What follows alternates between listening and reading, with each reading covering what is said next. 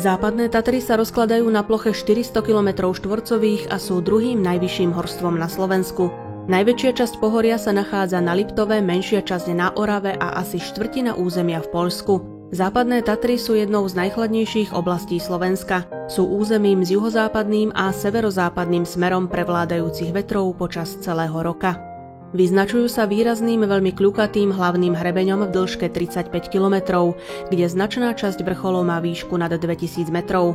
Najvyšším vrchom je vrch Bystrá s výškou 2248 metrov.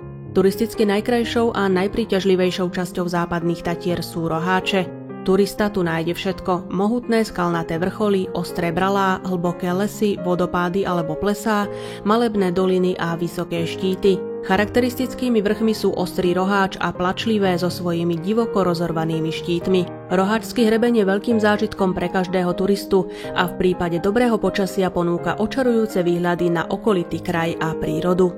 V západných Tatrách sa nachádza alebo sem zasahuje 9 národných prírodných rezervácií, 2 prírodné rezervácie a 1 národná prírodná pamiatka.